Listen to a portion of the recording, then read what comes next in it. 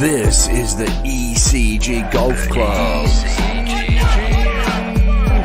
And welcome to this week's Hackers Podcast. Every episode available on Spotify and YouTube. Now watch this drive.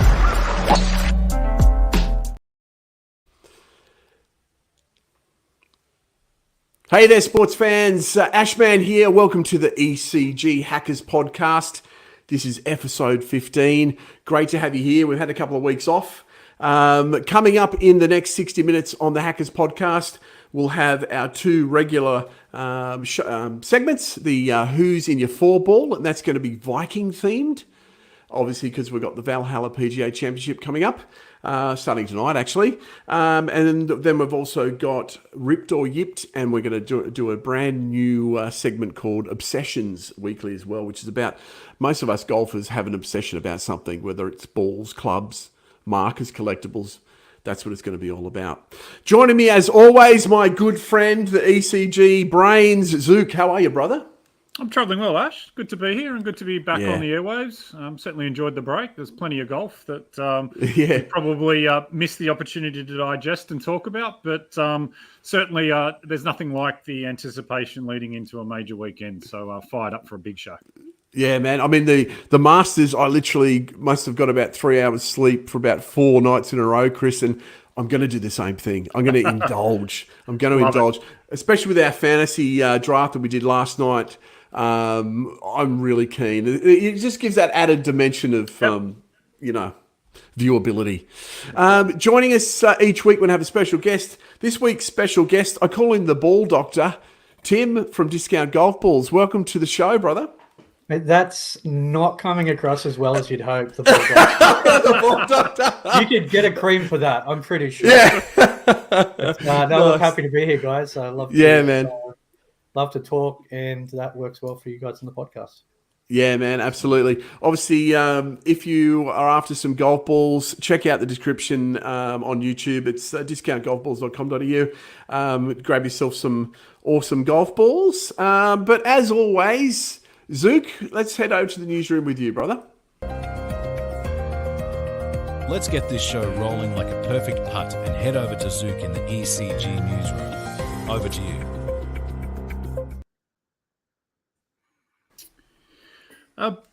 Just firstly kicking off with the PGA Tour. It was a bit of an odd week, actually, this past week. It's the first time I can recall where there were actually 2 officially sanctioned PGA Tour events taking place at the same time. Yeah. There was the signature event, the Wells Fargo Championship, whilst also if you want to call it reserve grade or second tier event at Myrtle Beach. So certainly the premier event or the signature event had my eyeballs on it. And certainly the purses were very different. 20 mil for Wells Fargo and only 4 for Myrtle Beach. The 20 mil is actually greater than what they're playing for this weekend at the PGA Championship. So that's, rather interesting. Obviously, it was a return to form for Rory.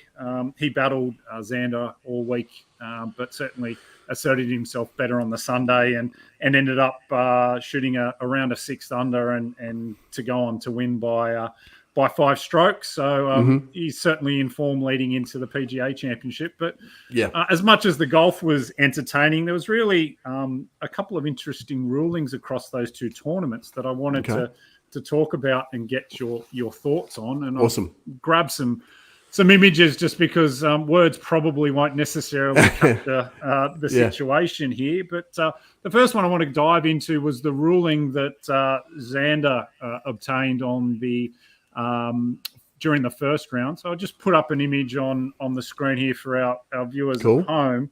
Okay. And obviously this was on the first round on the 8th hole. And after hitting his drive, it took him a few minutes to find him. And you can see on the screen, he's in there with a rules official, bending down almost, having no shot there and trying to find his ball. It took a couple of minutes. He's quite deep in the bush, isn't it? Deep in the bush, very deep in the bush. And if you can look at the top right-hand image, now, as he's looking towards the to the green, because there is a guy wire there coming from the the official TrackMan, which tracks all the distances for each shot that's used by Yes. the PGA. He managed to obtain free relief from our good old friend, the usual temporary immovable object ruling, yes. and was able to place his ball two club lengths away from where it landed. And as you can see in that bottom right-hand corner, he had a clear shot at the hole as a result of it. Granted, it wasn't on a perfect lie, but certainly a lot better than where he was. So he's literally gone out of the bush and onto the fringe of the rough. Well, I watched a replay on YouTube, sorry to jump in, of that rules official explaining himself the next day. And the other on-course reporter dropped a ball there and played the shot out after the tower had been moved. And he was quite able to play the punch shot under the tree. Yeah, right. And the official, bearing in mind, the official allowed the drop. He's done nothing wrong. The player's just at the mercy of the decision. He made a really good point. He said, I got down there and had a look. He said the shot made a ton of sense. He said any capable player would play that punch shot. It's a playable shot. There's a hole in the trees. It's a realistic shot to claim that he's being interfered with. He said if he was 3 feet to the left, entirely different process, no relief, nothing. Because he doesn't have a shot. He's just trying to take the... Chris, is this ruling... You're probably going to ask me. Is this ruling new, the temporary relief ruling? Is this something that's changed? It's something that really only comes into play when we're talking about major tournaments because of the installation of temporary grandstands and awnings and objects, TVs. That kind of thing. Bryson took matters in his own hands at the Masters, moving the signpost, which we talked about. You may recall way back in the LBGA where there was the nearly quarter one of her first wins in her streak, where her and Lydia Ko both in playoff holes ended up their approach shots rolling under the grandstand and provided free relief. So it's something that just seems to affect the big boys in the big tournaments. But it was just interesting that he was able to go from a pretty tough shot to a pretty easy shot. So, So another interesting ruling which took place during the week, this time at Myrtle Beach, was involving someone who's fast becoming one of my favourite golfers, Alejandro Tosti. Now, you may recall we've talked about him before, where a couple of months back at the Houston Open, he was getting a little bit of a few fire exchanges with Tony Finau on some holes about who should putt first. So in this instance, he had a peculiar lie after one of his shots found a fairway bunker. Right. Now, his sought ruling from an official. He's of the belief that in this image that I put up on the screen, that he has effectively an unplayable ball because it's embedded, and was seeking a free drop. However, the rules official said, no, it's touching sand, therefore it's in the bunker, therefore you play it as it lies. Now, Tosti wasn't so happy about this and took an interesting path. Whilst he played the ball and ended up securing a bogey, he took to social media. He actually filmed where the ball lied, posted it on Instagram and asked, X, and asked for his followers to comment on whether they thought the ball was in the bunker or was out of the bunker. So I'll put the photo back up again, gentlemen, and ask you. I might start with you, Tim, first. Your thoughts, in the bunker or not in the bunker? When you mentioned this, I had to look up his little bit of video footage he posted, and upon first glance, you look at it and go, oh, hold on. Oh, it actually is a tricky situation, and I think Ash, you'll remember the... I'm going to bring that up. I got that exact lie 2 holes in a row on 17 and 18. Wow. Ridiculous. Wow. Yeah. I was going to bring that up. After some consideration, I would imagine that common sense would prevail, as you would with a plugged lie, which is effectively what he's asking for relief for. You need to remove the ball and see if it broke the ground underneath it. If you took the ball out and there's sand under it, it's in the bunker, and if it's in soil, it's not. It would be really the only definitive way. What is it plugged in? Sand or soil? Sand. That's the only thing you could do to figure it out. But it's a horrendous situation to find himself in. I would say, would you say, just quickly, Tim, that's in or out? What do you think? Just based on that. In, yeah. In. I would say the same thing. That to me is in the bunker. And I was going to bring up the 18th hole. I think it was the 18th hole at Robina Woods, now known as Palmer Gold Coast, up here on the Gold Coast. Great golf course.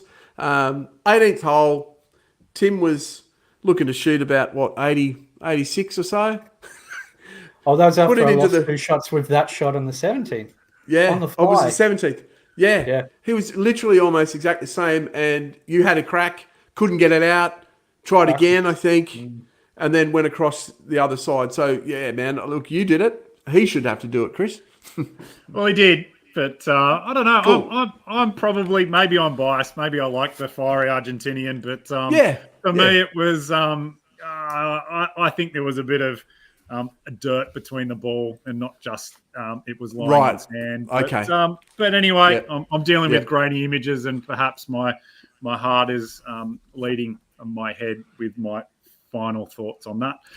Cool. And just kind of wrapping up for the week, I suppose these are the kind of things that intrigue me, Ash, and perhaps not necessarily your cup of tea, but all of the political intrigue around LIV and the PGA and all those kind of things always seem to come to a bit of a head around majors, just because both parties kind of do come together and almost have a temporary truce. There has been some movement over the last couple of days, particularly around the resignation of Jimmy Dunn from the Tour Policy Board. He was essentially instrumental in the establishment of the working framework that was signed in last June with PIF. Was that last June already? Was that a year ago? Correct. Wow. So we're approaching that. And what you've alluded to there in terms of the lack of activity and lack of movement towards a resolution was one of the reasons he cited for his resignation. He also stated that he hadn't been involved in any negotiations since June. So that was interesting for someone who's been a titan of industry and someone with some business chops, and certainly someone you'd want at the negotiation table. Now with his resignation, players actually outnumber independent directors on the board. So that's an interesting position to be in. And that's led to some interesting comments. Lucas Glover, former US Open winner, on his radio show recently kind of, was quite vocal about his disapproval in terms of the lack of suitably skilled people on the board. One of his comments was, tour players play golf and businessmen run businesses. So he's certainly alluding to the lack of experience of those on the board, and certainly raising questions around whether it's appropriate to have so many players on the board driving the negotiations. So some interesting things happening there. I just thought it was appropriate to bring those up. I don't want to dwell on them too much, but again, just raising those moving pieces, and again, I don't think we're any closer to a merger between the two tours. So there is a few other things that we might touch on next week when we have a bit more time. Certainly was interesting to see the chairman of the PGA, what he had to say during his press conference as well. So we might let the dust settle and revisit this issue next week. So that's all from me. Love it.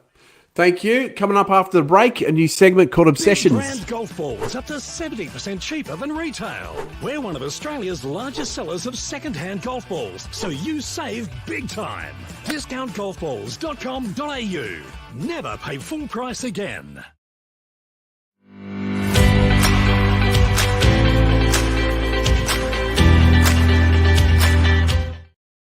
Hang on, Belvedere. Don't press that button.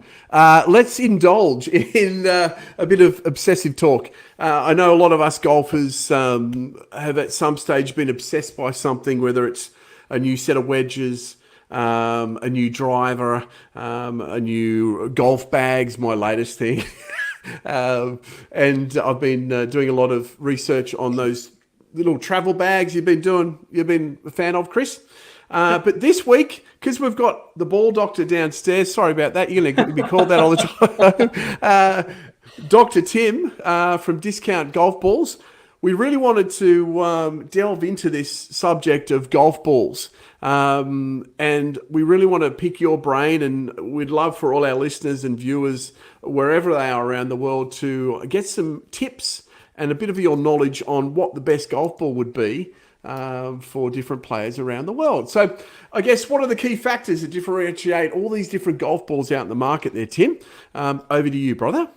Well, I think that as golfers, we get marketed to very heavily for lots and lots of new shiny things constantly. The newest irons, the newest drivers, also very expensive. And for a lot of the time, bigger is better, more expensive can help. You know, go and get a set of game improvement irons will help you play better golf. The opposite tends to ring true with golf balls, because the most expensive ones are almost certainly not the best for most golfers. Right. Okay. So when you're talking about anyone from sort of 18 to 20 up, expensive golf balls are going to decrease your outcome. They're going to increase the cost, and you're going to have a bad day. And a lot of that. So that's a really key point, Tim. That was something you said to me that I think is probably the most important thing. Say it again. The most expensive golf balls are almost certainly not the right balls. So when you see your favorite professional hitting a QI10 driver, they're paid a lot of money to do that, but the driver is helping them. It's got a higher COR, it's got a flexier shaft, whatever. It's helping them get more distance. When they put a Pro V1X in front of it, if you see a professional golfer hitting a golf ball and you're off 18, that's definitely not the right ball for you. You don't have the consistency. You don't have the swing speed to compress it. You cannot make it do what it's designed to do. And so, as I was mentioning in the green room before, the physical shop we have, where we've got tons of golfers come in person, and they come in looking for a ball. The same situation tends to come up quite a lot, which is that somebody that's been buying Pro V1s, Pro V1X, TP5X for years because they're the best, has found a Shrixon Soft Feel or a Callaway Super Soft in the bush and come in and said, I want 2 dozen of these. I found one, and it's amazing. So why is that? What does that come from? Well, it's partly because the top tour balls, the Pro V1s, TP5s, are designed for very high swing speed and low handicap. So what you've got is two things. You've got a very hard ball with a very soft case. So it's actually, those big ones are a lot harder. Those Pro V1s are literally a harder ball. Yeah, in the compression chart that I put in that ebook, you can see in the middle of the compression swing speed chart where you've got the slowest speed and the softest compression, and then it moves across all the balls available to the hardest balls. And right down the middle, 75, where you've got Chrome Softs and Q-Star Tour, everything on the low compression side is a very soft ball with a very hard case. And then it's like right down the middle it switches, and then you've got very hard balls with very soft cases. Okay. And this book that you've written, Tim, is going to be available to all our listeners and viewers, right? So we're going to have a link in the description below. I've laminated this. I think this is fantastic, Tim, what you've done here. And when I first came to see you, when you showed me this, I actually changed my golf ball, and you've got me along the right path, I believe. So I was, like you were saying, I was just buying what I thought were the better golf balls because they were more expensive. But until you told me the science of just not swinging is hard enough, not making the ball compress enough on the face, is that maybe change my ball? Well, there's two things happening there. So if you think of like a grown man and a 10-year-old girl each having a trampoline that's been sprung for them, for their weight to work, and then you switch them. And so you've got a girl that can't even make it flex, and you've got the guy, and he's basically just standing on the ground now. So good analogy. Okay. The fact that golf balls all look so similar yet are so vastly different. It makes it a very easy error to make, but it's like trying to drive a race car around the track on street tires. The golf ball's the only thing you're knocking around the course. If you get that decision wrong, it magnifies problems. So if you've got a very hard ball with a very soft case, like a Pro V1 or a TP5, and you're playing at 20, you're not hitting the ball consistently. And the difference between a compressed shot and a not compressed shot is massive. Right. When you don't squish the ball properly, you don't provide a flat launch area for your drives, for example. Right. Yep. Think of how much you squish the ball from round to flat. Yep. That allows a flat surface to direct the ball. Okay. So I've actually I bought these balls, and everyone at home may laugh at me, but before I saw this chart, these got me the best consistency on the fairway. I think I hit 14 fairways in one round with this ball. My distance wasn't too bad. It's the Shrixon. And on the chart down there, it's actually the Ultisoft. So it's the Aquacolor Ultisoft. And I was shocked to see that it was a 40 compression, but I got that on the fairways and I got decent distance. So is that one of the softest balls out there? Yeah, other than a soft response by TaylorMade, that's legitimately the softest balls that you can pretty much buy generally. Right. And that in and of itself is helping you get a whole lot more out of your game than you otherwise wouldn't be getting. Until you start losing distance with your 5-6 iron, you haven't reached soft enough. Right. You know, so that chart there where the 90 and 100 compression balls are to the right side of that line. Yep. If you're not off a single figure, that's the wrong side of the line for you. Okay. So why are they so popular then? Why are these the most purchased golf balls, Tim? Marketing? Well, there's two arguments there. The first one is marketing, right? And they pay a ton of money to promote these balls to us as golfers. The second thing is quality. So the reason that you'll see probably 80 to 90% of professional golfers hitting Pro V1s is that Titleist is the only company that has like X-ray quality control. They legitimately do have the best balls. Right. And for most people, that's a non-starter. Like I was saying to you the other day with the golf ball rollback, golfers are worried about losing 5 yards forward where they really need to be worried about the 55 yards they've hit it to the left. Yeah, cool. Yes, okay. Whereas as a professional golfer, if you get a ball that has an off-center casing and it's not flying straight, that could cost you $200,000 on the day. That's the difference between first and second or second and third or making the cut. And, so that's why we're paying a little bit more for Callaway, Shrixon, Titleist. No, only Titleist. They're the only ones that have that quality control. So if you look at one of the best golf ball reviewers that I see is My Golf Spy. They go when they see new balls, but they don't just like get the ball and hit it around and go, oh, it feels good, like Rick Shields. But they take them, they cut them in half, they weigh them. So they'll get a whole dozen balls and weigh them and say, give them a score of how much variance they've had.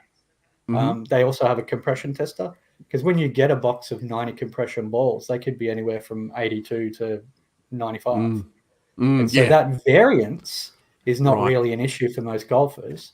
And that's why the Pro V1 tends to be super duper popular with people just on that quality control. I heard a story, I can't remember the podcast. You mentioned Rick Shields. It may well have been Rick Shields.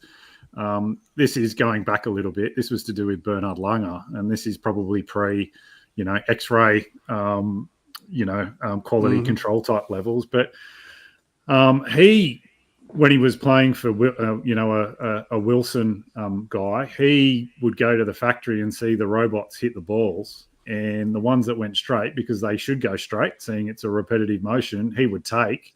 And the ones that curved to the left or the right, obviously there was a manufacturing imperfection, and he would leave those be. So he was, focused on ensuring he obtained the optimum quality of the ball from the production process.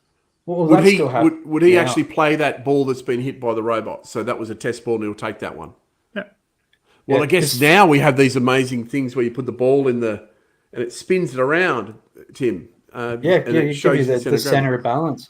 But, that's kind of always been the case anyway. But spherical things are just very hard to manufacture. And a golf ball is a spherical thing inside a spherical thing inside a spherical thing. They're like, okay, like just difficulty cubed. But yeah, as you said when we started chatting earlier in the green room, I have a question about a golf ball, and I just went softer.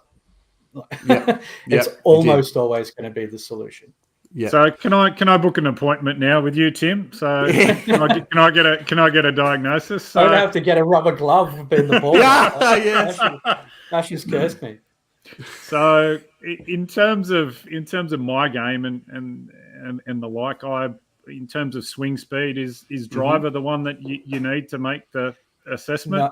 No, but that's a great point, because it's the next mistake, which is a driver is a big squishy club. So if you're hitting a ball that's too hard, it will mask a lot of that. It'll still feel okay. Yep. You want to really be checking that you're able to compress your ball with like your 6 or 7 iron, really. Okay. And hit 10, and 6 to 7 of those shots felt like they squished the ball, and you've got less distance between your best and worst. Okay. Yep. Because Okay. I knew you were coming on, so I did some work in the backyard with the technology that I have.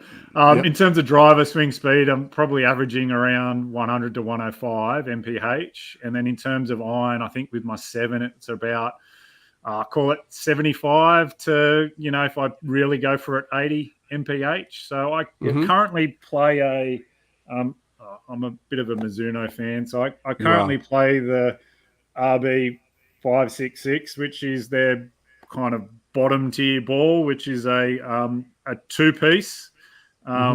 They naturally, every golf ball says they feel soft, but is that something in the right kind of sphere for me, or is there a recommendation that you would have in terms of something I should try out? Well, I don't know the compression of that ball itself, but is it on the back of the box? Maybe. I doubt it. I don't see a number there that relates to that. But anyway, continue, Tim. Yeah, but if you're hitting 5, 6, 7 irons and you're compressing the ball, you get that nice noise. It feels flush. Doesn't feel like you're hitting a rock. Then there's nothing wrong with it. The added layer to all the technical sort of approach that we're talking about here is if you hit a ball and it feels good, you build confidence, and then you hit the ball better. So a lot of the time, people just create like a placebo benefit or detraction in their head, and they'll be like, "Oh, I found a Shrixon, but I hate Shrixons. I never hit them well." Yeah. And they're like, "Well, if you find a ball, like, don't change balls too often," would be one very, very important piece of advice. If you take a period of time to experiment and then settle down, because it's a massive variable in the game that already has lots of variables.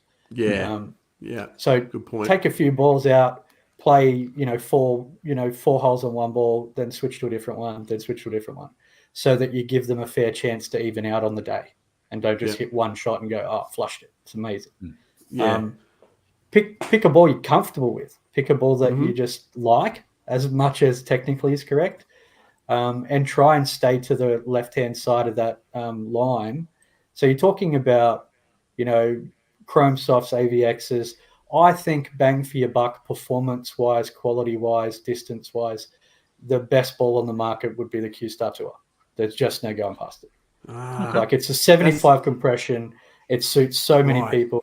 It's a urethane ball, so it's got the spin of a Pro V1, like the feel. Okay, so it's got a urethane cover. Nice. That was one of my questions. Switch over point on that chart there, so you can see the Chrome Soft, the base Chrome Soft 75 and the Q-Star Tour 75.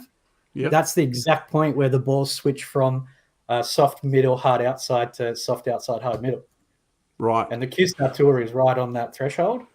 So, not Tim, sorry to interrupt. Is the Q-Star Tour is my favourite ball? That's the matte they do the divide, don't they?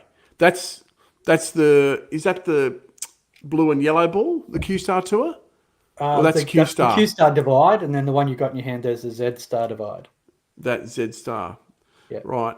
Okay. Wow. Any other questions for the doctor, mate? It's good. It's good knowledge. I guess just trying to, if you can, one of the things I'm always mystified by is the number of pieces within a ball. You can go from a 1 piece at the range all the way down to a 4 piece and 3 and 2. What are they trying to achieve in that manufacturing process in terms of the core, the mantle, the outer? What's the theory behind all of that, Tim? Well, if you were to think about it like jumping into like a foam pit, if you jumped into a pit with one soft layer of foam, then that's going to dictate how cushion it is. If you add another thinner but firmer and then another thinner but firmer, what they're doing with the golf ball there is trying to put the most compliant materials in without the trade-off. So if you had a really thick, like a 2-piece ball with a really soft core and a really thick case, it would be horrible. So it's all about compromise. As to say, like, if we have a very thin, soft case, the next layer is slightly firmer, the next layer is slightly firmer, you get a parabolic squish instead of a linear squish. And so it's a much more forgiving, better performance, but it's also a little bit more expensive and complicated to make. Is feel around the green as important to you guys as it is to me? That's why I loved this Ultisoft, because I was hitting the fairway and then I'm hitting a 7-iron and I'm getting it on the green. Because and it made me think, actually the feel on an approach shot gets me excited just as much as a good drive. And that's what I really liked about that softer feel is when I was hitting them approaching the green, they felt heavier. Does that make sense? Like when you hit it, it felt a bit heavier. And it's like when it lands with a bit of it's only marginal, but it feels heavier because it stayed on the club face longer. You actually squish the ball. Right. So you think of like golf balls from marshmallow to bouncy ball to a rock. So you want to try and avoid the extremes, but it just means you're marginally keeping the ball on the face longer. That'll help you hit straighter shots. That'll help you take advantage of the fact that when the ball compresses, it also rebounds, and that helps you get distance. Generally, like I said, if you're hitting a ball that feels good, you'll immediately become more confident in your shots.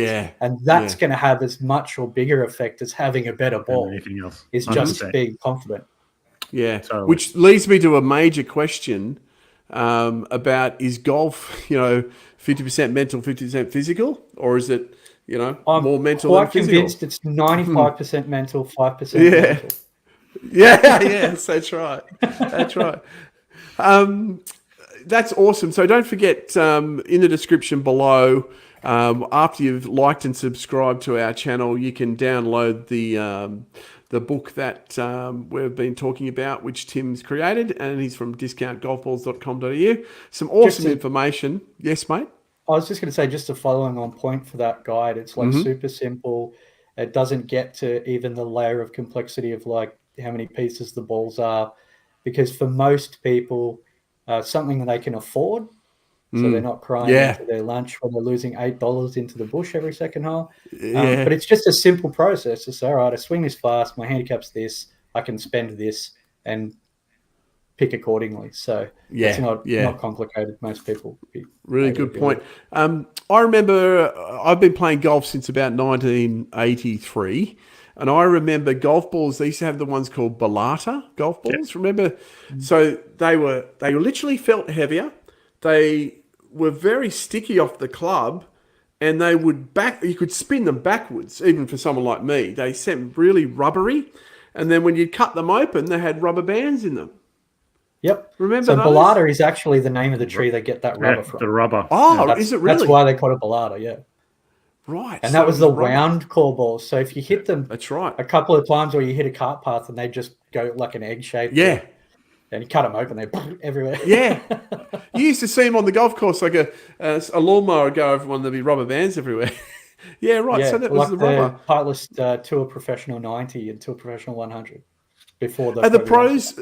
Are these pros that are spinning the ball backwards? Is that got a little bit to do with the ball, or is it that their club speed, wrist movement, or is it a bit of both? Look, there's no doubt that technique. They're very good at making those shots happen. But the thing that a lot of people don't realize is the conditions that these guys have are like better than mint conditions. They're hitting off like pool tables for fairways into greens that are receptive. And the type of shots that they hit, it's a little bit like having, the I can't think of the word where like you have this expectation of things like the girls have with the beauty standards in magazines. Us golfers look at these guys hitting those shots, and then when we can't do it, we're like, oh, I'm not good. They couldn't hit those shots on our courses. They're not the same fairways. They're not the same greens. So they're sort of very condition dependent. Yeah. Great stuff. Hey, awesome segment. I want to get you back on again in the near future. If you have any questions that you want to ask the Doctor of Balls, please send them to ecghackers@gmail.com. You can hit us up on our Instagram account as well. Thank you so much, Tim. After the break, we're going to be, what are we doing, Belvedere? Who's in your 4-ball? Big brand golf balls up to 70% cheaper than retail. We're one of Australia's largest sellers of second-hand golf balls, so you save big time. Discountgolfballs.com.au. Never pay full price again. Awesome. You're watching the ECG Hackers Podcast. I'm the Ashman, joined by Zook and Dr. Balls. The Ball. Dr. Balls? I don't know. The Ball Doctor. This is deteriorating quickly. It is. Sorry, brother. Quickly. The PhD of golf balls, Tim from Discount Golf Balls. This is episode 15. Every week we've been doing a segment called "Who's in Your 4-ball," and we literally ask everyone on the show at that time to come up with their most entertaining, most competitive, most realistic 4-ball group, which you are included in, and there's a theme each week. So, Belvedere, show me this new thing you made. Hey there, everyone. It's Belvedere here again. It's time for this week's Who's in Your 4-ball? Back to you, Ashman. Thank you, Belvedere. He's been busy during the break. He has, my friend. He has been very busy. The green room's pretty quiet today. We miss Club Lock. He's not here today. Also miss Rand. Rambo's usually the go-to for this, isn't he, Chris? The 4-ball maestro. The 4-ball maestro. So hopefully you'll join us again in the coming future. This week's Who's in Your 4-ball, Tim and Zook. I sent this on the group chat yesterday. It's Vikings or Raiders themed. Because the Valhalla Championship is on tonight, Chris said, let's do something about Vikings. So let's start with you, Zook, as we always do. Who's in your 4-ball Vikings? Raiders. Yeah, for someone who set the theme, you'd think it'd be easy, but it was a little bit of a struggle. But probably thought a little laterally and came up with a interesting 4-ball. Perhaps not the best, but in terms of Norse mythology, one of my favourite characters is Loki, the Norse god. The Norse god of mischief. I really enjoy the Tom Hiddleston character in all of the Marvel movies. I think he's a standout in some pretty ordinary features, to be fair. But one of the key features of Loki is his ability to be a shapeshifter. So naturally on the course, if you need someone to pound a drive, you can turn into Rory. Or if you need someone to flop something onto the green, he turns into peak Phil Mickelson. So I figured he can be team captain and lead from the front. Nice. Yep. In terms of the next pick, I've gone for a Viking great, albeit a great of the Minnesota Vikings, Randy Moss. Randy Moss, legendary wideout. Now a keen golf enthusiast, so would love to have him on the course. Yep. And the next one, this is where I started to struggle, was to come up with a third, but was watching some wrestling the other day, and I've really grown to like Ivar. Nice. He's part of the Viking Raiders tag team, a 6'2", 320-pound monster who has such great agility that he's able to do a moonsault off the top rope. So if he can do that off the top rope, it'd be interesting to see what he can do with a driver in his hand. So he's in my 4-ball. So Loki, Randy Moss, and Ivar. That's who I've got. Awesome. Thank you, Chris. Tim, what have we got, brother? What did you come up with? I've approached this relatively literally, but like a scramble. So Okay. I got to lead with Lagatha Lothbrok. Oh, nice. Ragnar. Wife of Yes. Ragnar. We're going to get Yes. her out. Fierce lady. I can only Yes. anticipate she has a swing like Nelly. Yeah. This fantasize as she does. We'll let her put one out safe. And then I'm going safe pick here. Ludwig. He's cut out. Nice. From the region. He's a professional golfer. He's going to be the next guy. And my anchor is just going to cause violence if things aren't going well for our team, which is Hafthor, the mountain. Oh, Hafthor nice. Bjornsson. Yes. World's strongest man. So Yes.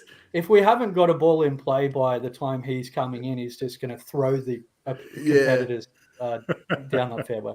Big long game. Probably not large too great. human. Not a great touch around the greens, though, I don't think. But he's got the distance. No. Excellent. Yeah, that was good, Tim. That was your first Who's in Your Four Ball. Thanks for playing along. I think I misread your theme, Chris. Well, first of all, love it when it goes off track. The old Sometimes misread. produces The old misread. I've gone with a very cool guy with an amazing demeanour. He's very funny, made some funny films, but he's got a very competitive edge. Iconic LA Raiders fan, Ice Cube. He went with the Raiders vibe. Ice Cube. I like it. Then I've gone with a real Viking, a legendary Australian Raider. Mental tough, strategic course management, I could imagine. Super competitive. Not the nicest guy to talk to. I've tried to talk to him and he brushed me off. Mr. Mal Meninga. So, Mal Owner of the shortest political career. Absolutely. The funniest political career of all time was about 35 seconds. Hilarious. Google it. Mal Meninga politics. And then I finished off with one of my favourite shows of all time was Vikings. I loved that, where Lagatha came from. Travis Fimmel, Aussie, from the Gold Coast, I think. I've gone with Ragnar, Travis Fimmel. He's got his own beer brand too. It's out now. He's got a beer brand. Norse related or more? No, it's I should have figured out what it is, but I'll Google it and put it on Instagram or something. But yeah, Travis Fimmel. So I've got Ice Cube, Mal Meninga, Travis Fimmel, and I dare say I'm going to lose. Big brand golf balls up to 70% cheaper than retail. We're one of Australia's largest sellers of second-hand golf balls, so you save big time. Discountgolfballs.com.au. Never. Hey fellas, Belvedere here again. It's time to go around the table with Ripped or Yipped. Let's see what side of the argument the boys are on. Ripped or Yipped. Back to you, Ash. Thank you, Belvedere. He is busy. Okay, Ripped or Yipped. Tim, I know you've listened to our show. Hopefully you've listened to Ripped or Yipped. So I'm going to give you a statement. If you agree with the statement, it's ripped. It's like ripped like a huge drive down the middle. If you disagree with it, it's yipped like a terrible putt. So that's where ripped or yipped comes from. I'll give you a statement. We'll start with Zook, then we'll go Tim, then we'll go me. Ripped or yipped. I don't know where we're going to go. I don't know what these are this week. So yeah, this is keeping you on your toes, brother. Yeah, very much. Yeah, it is. So golf is better in the morning. Ripped or yipped? I'm a yipped. I prefer an afternoon tea time, to be fair. There's something about the early rise, the dew on the greens and on the grass that just doesn't agree with me. All for an early morning run, but when it comes to golf, after midday, you like a drier condition. Where I'm best. Yep. Cool. Golf is better in the morning, Tim. Ripped or yipped? I say ripped. Okay. I'm getting out there. The birds are chirping. The dew's on the ground. Sun's coming up. Usually not much wind. And if you time it right, you finish at beer o'clock. Yeah. It's absolutely ripped. Yep. Okay, love it. I really thought about this a lot, but I think I'm going to go ripped. Even though I like smoking a cigar on the golf course, and I don't usually do that before I had lunch. So some of my best rounds are in the afternoon, but I do love being out there early. Not a big fan of dew, but I do like the earliness of it, the The birds are chirping. The sun's coming up. The undulations are a bit more visible. I think I'm going to go ripped. Golf is better in the morning. Secondly, Chris, golf is more mental than physical. Ripped or yipped? You touched on that before. Yeah, no, we have, and I fluctuate on this one back and forth. Obviously, the biomechanics of golf are such that if you're off by a little bit, you might as well walk home. It becomes a very, very hard game very, very quickly. But to get those biomechanics right, you really need to be in the right mindset. So at the moment, I'm actually struggling with my game. I haven't really played much of late, focusing on my running. So I had a hit at the range, and it's probably my worst hit in months. At the moment, it's all mental for me. So I land on the mental side at the moment. So is that a ripped or a yipped, Ash? If I agree that ripped. It's more mental. Ripped then. Ripped. Okay, Tim, golf is more mental than physical.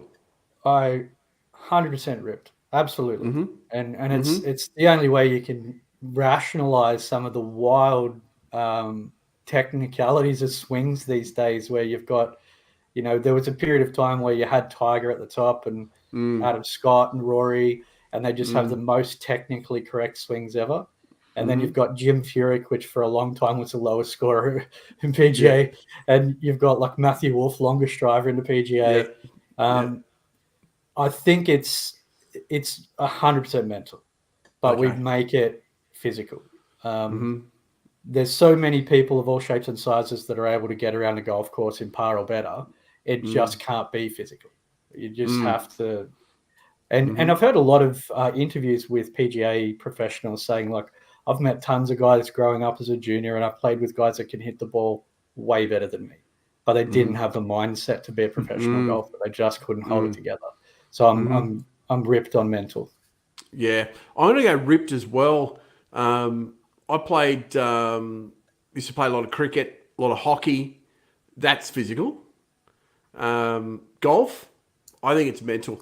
I'm going to go ripped, because how many times we in the middle of a round, or you might be the driving range, and you hit a shitty one, and then all of a sudden you're like, oh, hang on, I've done something wrong. Then the next one's no good. The next one's no good, and you've got to bring yourself out of that mental spiral. The downward spiral, it's a killer. You can plant that negativity in your mind, and it will affect your golf.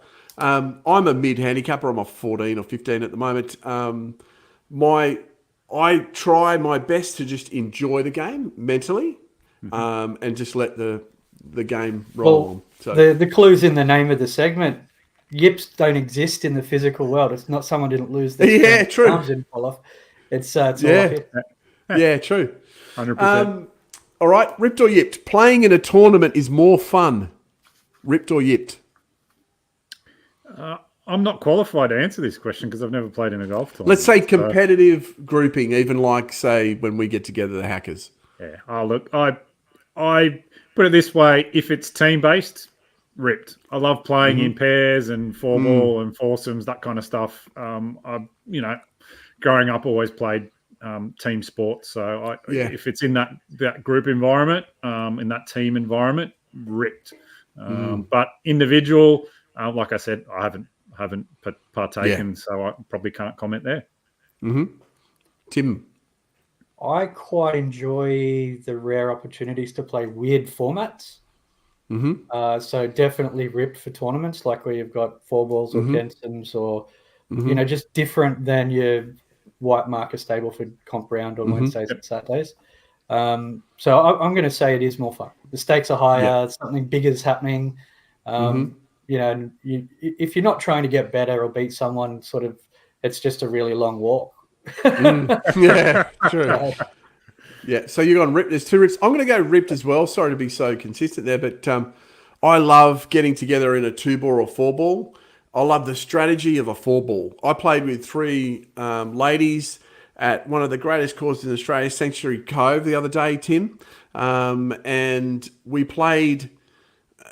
One of the girls was amazing. She used to play golf and she used to play hockey, funny enough, and she could hit the ball. The other 2 couldn't quite hit the ball, but loved the game. So you had this great dynamic of passion for the game, a bit of ability, But then the strategy comes in. You know when you do that 4-ball and you've got to choose the best ball and you're going to have 4 shots each? I love that strategy. So I would say ripped. It's more fun playing in a 4-ball like you, Chris. I agree with you. This is, just for anyone out there who does golf on the bit of business on the golf course. Golf is a great networking activity. Ripped or yipped? If you've had the chance. I go yipped. As much as it's marketed as, you really only have an opportunity to spend any reasonable amount of time with 3 other people. And then at the end of the round, you're probably looking at 2/3, if not 3/4 of those who are at the event are so annoyed with themselves and disappointed in the way that they played. They're very hard to engage. So, that's been my experience. But yeah, so based on my experience, yipped. Yipped. All right, Tim. Golf is great. I'm going to go with massively ripped. It's if you were trying to get access to somebody, get introduced to somebody, and are fortunate enough to be able to just bribe them into a round of golf, you can't get 4-hour business meetings with anyone ever. True. Right? And not only that, but depending on the context of who you're trying to deal with and what sort of transactions or relationship you want, playing a round of golf with someone will tell you a lot about their personality at a very deep level and how they handle adversity and competitiveness. And I just think you'd get to know someone very, very quickly. And you may go in wanting to do business with them and come out the other end going, that's not a guy I want to deal with. No. But the amount of time that you can use, you can't get 4-hour meetings in any other way. So I'm going to say rip. Cool. Really good answer, man. You made me think. That is a very good answer. It has really good answer. About my answer. Yeah. Because I was going to go yipped as well, because I've only had experience in like charity days where, it's organised. And I'm like you, Chris, or maybe similar, where I'm focused on the game. I love playing golf. So I may be focusing too much on the game and I don't do enough of the networking sort of thing. So I was going to say yipped. But Tim, you brought up some great points there, and I think for high-end business, it's probably probably really good, Chris. Tim? A mini sort of example in just your random club. If you're booking in by yourself and you get a group where there's a guy that's just really good at making you feel good when things aren't going well, or they talk you up a bit, and then other guys that are just, you can see visibly just biting their tongue, wanting to call you all sorts of names because you're not in the ball well. So I think it sort of bears the soul a little bit pretty quick too. Oh, absolutely. We're running out of time, so I've got 3 more to go. Here's ripped or yipped. Golf is a sport for over 40s. Ripped or yipped. Golf is only a sport for over 40s. Ripped or yipped. Oh, that's clearly yipped. Given golf is mainly a sport for over 40s then.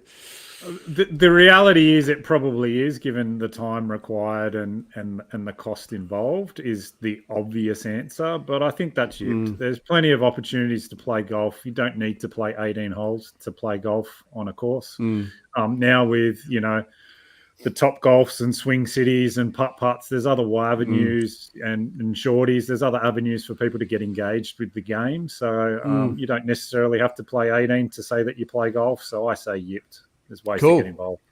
Yeah, cool. I'm on the yip side for sure. And sort of following on from the last point, I think that golf mirrors life in a lot of ways, and that just generally navigating the course in a strategic, calm manner within the boundaries of what you can capable of, and constantly trying to move those boundaries is life skills wrapped up in a golf jacket. So I think the sooner you get your kids out and about, not in front of a screen, nowhere near electronics, and learning strategy, learning how to deal with adversity, learning that you can hit a good shot, get bad luck, hit a bad shot, get good luck, and it's just life. So yipped, definitely. The younger the better.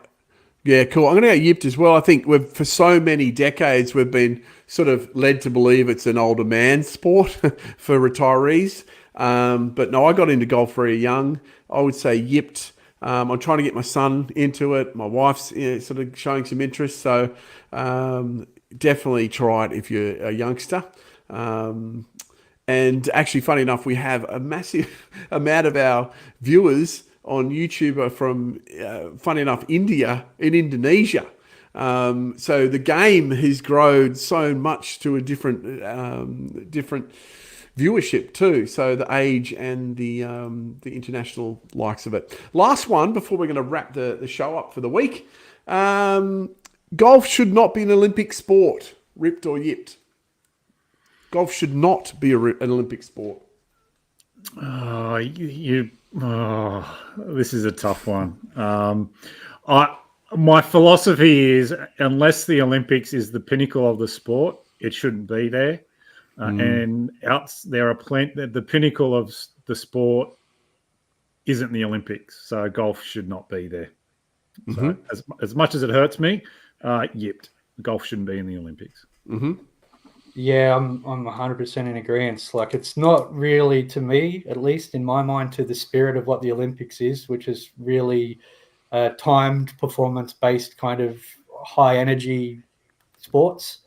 I think that once you learn to play golf and you understand it, it's a consistency over time type of a sport. So you can't turn up on one weekend and claim, gold medal fame for something that, like Cam Smith, when he was in Australia last time, wins a tournament, next week shoots 87. So, like, which of those does the Olympics fall on? Yeah, yes. I'm going to be the same. I'm actually not a fan of golf in the Olympics, and so I'm going to go golf yipped in the Olympics. Boys, thank you so much for joining us. We've had a couple of weeks off. I've really looked forward to this episode 15. We're going to be going on every Thursday in Australian time, same time every week. Don't forget the doctor himself, Tim downstairs there. He is from discountgolfballs.com.au. You can jump on, the link is in our description below, where you can actually download his book as well. And I'd be interested to see if anyone's going to change their chosen ball like I did, and I think like Chris may.